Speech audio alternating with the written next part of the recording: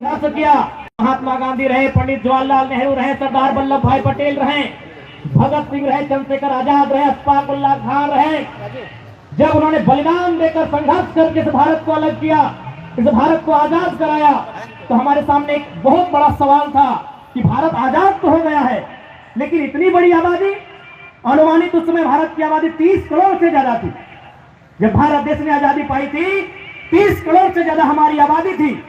3 लाख देवी देवता हमारे, लगभग सैकड़ों मान्यताएं, सैकड़ों प्रकार के धर्म इस मिट्टी में, लगभग कई हजार बोलियां, कई हजार भाषाएं।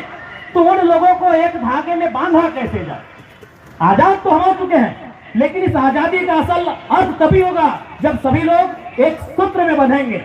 तब इस देश के विद्वानों ने, इस देश के महापुरुषों ने संविधान बनाने का निर्णय लिया और उसी संविधान को आज के दिन स्थापित किया गया।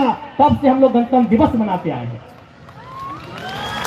यानी अगर सरल भाषा में समझा जाए तो देश को चलाने के लिए एक नियम, देश को चलाने के लिए एक नियम, जैसे आप अभी देखिए इस लाइन में आप बैठे हैं, बहन लोग अलग पंक्ति में बैठी हैं, भाई लोग अलग पंक्ति में बैठे हैं। क्या है? नियम है। हम देखिए अभी आधे घंटे का कार्यक्रम को चला रहे हैं, एक नियम से चला रहे हैं। ऐसा नहीं है एक भाई बैठा है, उसके बगल में बहन बैठी है, ऐसा नहीं है। बहन अलग बैठी है, भाई अलग बैठे हैं। क्या? ये नियम है। यानी हम 1 घंटा के कार्यक्रम को संचालन कर रहे हैं, हमें नियम की जरूरत है।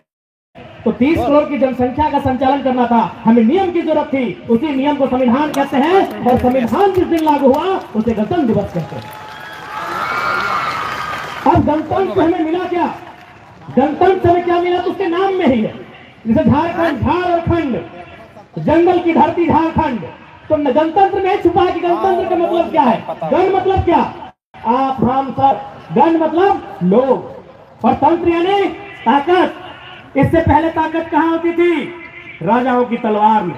जो राजा के खिलाफ गया, मंत्री इसकी जबान काट लिया, इसका गला काट लिया जाए। ताकत कहां होती थी? तलवार में। अंग्रेजों के काल में ताकत कहां थी? अंग्रेजों की तोप में। जो उनके खिलाफ गया, इसे बांध दो तोप से, गोले से उड़ा दो। लेकिन जब भारत स्वतंत्र हुआ और गणतंत्र की स्थापना हुई, तो ताकत कहां मिले? हमारी मुट्ठी में। एक आम जनता की मुट्ठी में जिस जहां ताकत होती है, एक आम जनता की मुट्ठी में जहां ताकत होती है, उसे ही गणतंत्र भारत कहते हैं। आज ताकत कहां है? हमारी कलम में। आज ताकत कहां है? हमारी संगोली की वोट में। आज ताकत कहां है? जनता के हाथ में निहित है। यही गणतंत्र का असर है।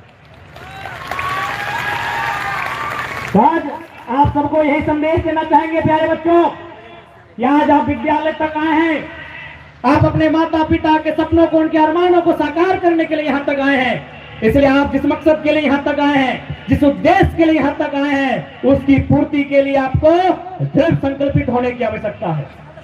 आपको संकल्प लेने की आवश्यकता है कि आप जो अपना 4-5 घंटे का समय इस विद्यालय परिवार में देंगे, तो जब आप यहां से जाएंगे कुछ हासिल करके, कुछ सीख के जाएंगे।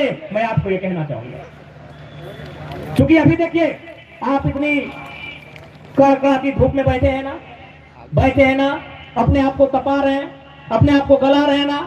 तो जब अपने आप को तपा रहे हैं, अपने आप को गला रहे हैं, तो उसका परिणाम मिलना चाहिए कि नहीं?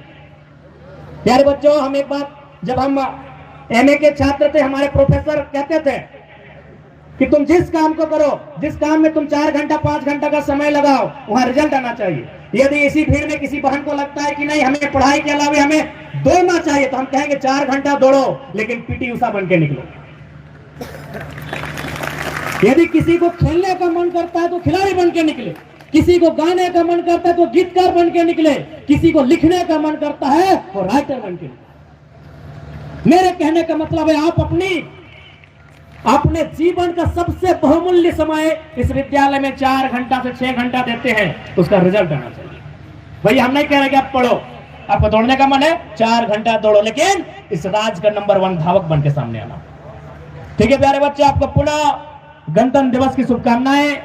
विद्यालय परिवार का आभार, जिन्होंने आज इस कार्यक्रम में हमें बतौर मुख्य अतिथि आमंत्रित किया, इसके लिए आपका आभार। पुनः जो अभिभावक गण आए हैं, मीडिया के बंधु आए हैं, कुछ सुरक्षा कर्मी आए हैं, आप सभी को गणतंत्र दिवस की हार्दिक हार्दिक असंख्य शुभकामनाएं।